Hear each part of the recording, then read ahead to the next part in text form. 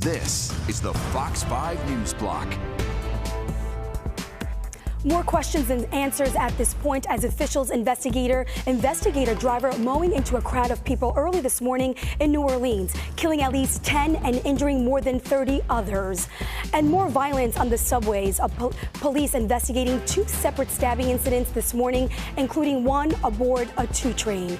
Good afternoon. I'm Jessica Formoso. Welcome to the News Block. Those stories in just a moment, but first, here's a live look outside. Let's bring in Nick Gregory for the latest. Nick, it was sunny this morning. What happened? Well, the clouds have kind of taken over right now, Jessica, but Happy New Year to you and all. And again, the clouds have led to a couple of showers, too. We were expecting that today, particularly north and west of the city. Some of these will roll through here in the next 1 to 3 or 4 hours or so. And further north and west, where it's colder, it's some snow showers, but they're not going to really accumulate much at all to worry about there. Temperatures, they've been holding pretty steady, mostly mid-40s most of the day, still 50 out by the Hamptons. But the big story now will be also the wind, strong out of the west. It's sustained 15 to 20, 25 miles per hour, but the gusts are now pushing 30, 35 miles per hour. They're going to get even stronger, maybe gusting as high as 45 miles per hour. And the result here is a wind advisory covering the entire area that starts now, goes right through most of tomorrow, as those wind gusts will continue to be rather high. All right, Futurecast, again, we'll get some clearing, though, later tonight.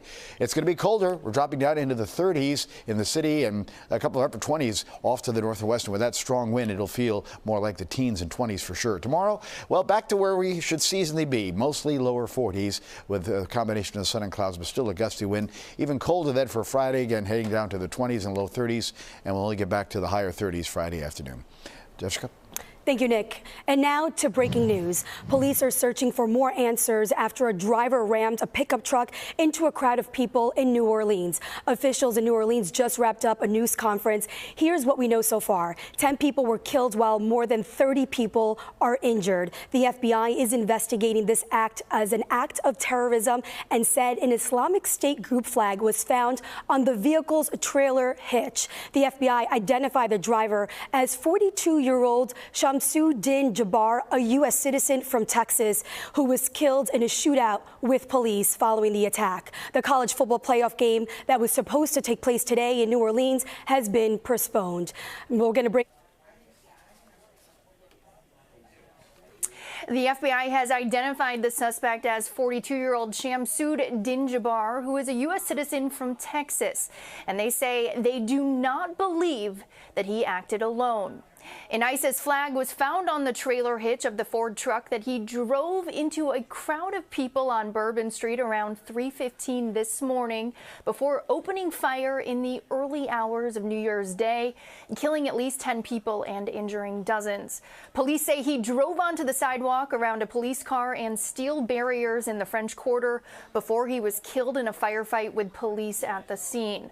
Authorities are calling for the public's help and asking anyone who may have interacted with Jabbar in the last 72 hours to come forward during this very active terrorism investigation as they investigate his ties to terrorist organizations. We're asking anyone who has information, video, or pictures to provide it to the FBI. We have set up a digital tip line as well as our 1-800 number, 1-800-CALL-FBI. Please provide us with any information that can assist us in this investigation. Once again, thank you for your patience. Police confirmed that multiple improvised explosive devices were found in the suspect's vehicle and around the French Quarter. The Associated Press saying that a Louisiana State Police bulletin shows that investigators found guns and pipe bombs that were concealed inside coolers that were wired for remote detonation with a remote control inside the suspect's truck. Authorities are now urging people to avoid the area as the investigation remains active and ongoing, with the French Quarter being swept for potential explosive devices and vowing to bring justice to the victims and anyone responsible. And as we know, this is not just an act of terrorism. This is evil. And when we face evil, we have a choice. We can run in fear, or we can indeed stand in strength. In a time of crisis, people are looking for leadership. You are looking at the leadership. And I promise you, as the chief of police of this city, This city has been tried by fire before. But fire purifies. Fire makes things stronger. We have a plan. We know what to do. The Sugar Bowl college football playoff game was set to be played tonight between Georgia and Notre Dame, but officials are postponing the game for 24 hours. Jessica? Thank you, Meredith. Now, developing news, 2 subway stabbings this morning in Manhattan, and police are searching for suspects. Police say the first incident happened just before 9:30 on a southbound one-train platform at the Cathedral Parkway subway station on the Upper West Side. Police say the suspect approached the 30-year-old male victim and stabbed him in the head, left arm, and hip. The victim was taken to St. Luke's Hospital in stable condition. And police say a 31-year-old man was stabbed on board a 1 northbound 2 train at 9:43 this morning in Greenwich Village. The NYPD says an unknown individual stabbed the victim in the back. He was transported to Bellevue Hospital in stable condition.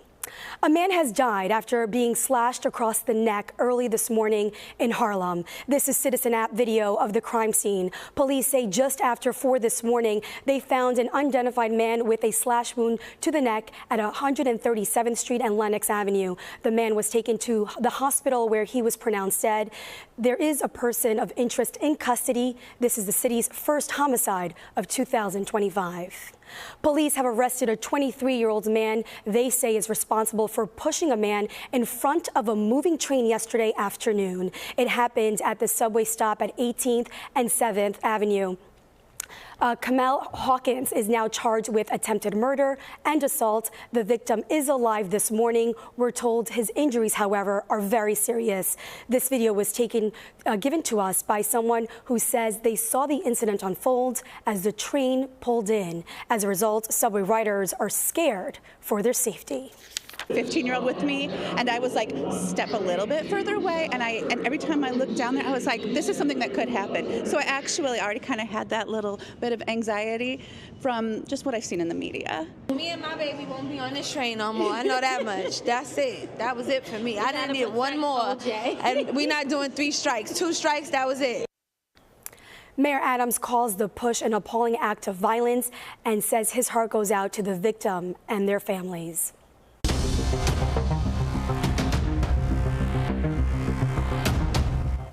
MTA officials say congestion pricing will begin Sunday, but officials in New Jersey are still hoping to put the brakes on the controversial plan. This comes after a ruling in federal court allowed New Jersey to submit additional paperwork for the judge to look at the plan a little deeper. Those officials are concerned that congestion pricing will lead to more traffic and pollution, but the MTA and Governor Hochul are now saying they'll allocate more funding to the Garden State to alleviate the problem. 25 years ago today, many people were breathing a sigh of relief. Fears of a Y2K tech meltdown had been running high as we wondered if when the clock struck midnight on New Year's Eve, computers would think it was 1900 instead of the year 2000. Fox 5 Kendall Green takes a look at the first quarter of this century and what else was on Americans' minds. They called it the party of the century a quarter century ago, when 2 million revelers flooded Times Square celebrating the new millennium. And for many, it's hard to believe just how fast time flew. But that is crazy, 25 years. Shocking. So much has changed. I mean, social media, technology. We managed to avoid the widely feared tech meltdown that was Y2K. How everybody was panicking that all the systems were going to go down and seamless. I can have my computer understand if I'm frustrated, if I'm bored. And we've watched the tech industry take off light years ahead. They say it can hear you, see you, and soon it will even be able to feel you. The year 2000, just 4 years ahead of the introduction of the first iPhone. I'm obsessed with it. I can't live without it. So. And folks were longing for Wi-Fi, an idea introduced in 1999. Being able to stay in touch and have email capability while you're not at home or not at your desk. Now the MTA is cracking down on scratched-in graffiti. The MTA was focused on cleaner-looking subway cars for passengers, paying $1.50 for a subway ride, nearly half the cost now. A slice of pizza, just $2. And now it could be like up to $6, which is insane. The big headliners at MSG, NSYNC. The giant Netflix wouldn't be sending movies by mail for another 7 years. And now it's where the NFL and icons in pop culture collide. And where was the go-to place to grab the biggest movies? Blockbuster. The movie rental giant was in its prime in the year 2000. Now, we asked a couple of folks about their predictions from the years 2025 to 2050, the next 25 years, and boy, were those predictions bold. Artificial intelligence might take over. We've gone extraterrestrial. World peace, I'm claiming it right now. Kendall Green, Fox 5 News.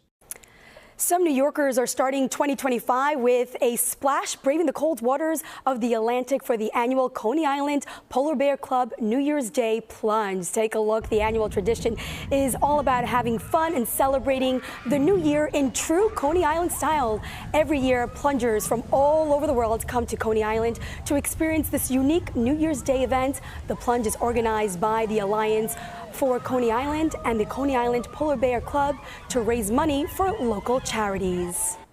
And last night's thunderstorms didn't stop the crowds in Times Square from celebrating the new year. People danced, kissed, and cheered when the clock struck midnight and the iconic crystal ball dropped.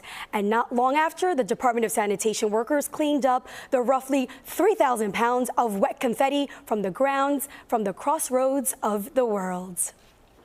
Pope Francis welcomed the new year with a message to crowds at St. Peter's Square this morning. The pontiff calling on the faithful to pray for an end to fighting on all fronts across the globe. Francis called on leaders of the rich countries to eliminate or reduce the debts of poorer countries, and he also called on Catholics to reject abortion. And we're going to be on the lookout for some showers in the forecast just for the next few hours. You can see them here on the radar. Some snow showers way off to the north and west, but our futurecast shows that does get out of the way, and actually seeing a clearing sky as the night goes along. But the wind will be strong and gusty the rest of the day into tomorrow. Tomorrow, lots of sunshine, a colder day into the lower 40s, but that's where we should be, right? Average high should be about 41. But even colder weather will arrive later on as we move through Friday and on into the weekend, as again, temperatures over the weekend won't get out of the middle 30s. Here's our wind forecast, and it is strong. You see gusting 35, 40 miles per hour tonight and tomorrow. That posted a wind advisory for everybody pretty much through tomorrow. 36 in the city tonight, upper 20s to lower 30s in the suburbs, about 42 tomorrow. A windy day with sun and some clouds, and it's going to stay windy and trend colder. Friday, upper 30s, over the weekend, mid 30s, overnight lows in the 20s. We have to watch for some light snow or snow showers, particularly from the city on southward on Monday. Notice the cold air stays in place, though, Tuesday and Wednesday.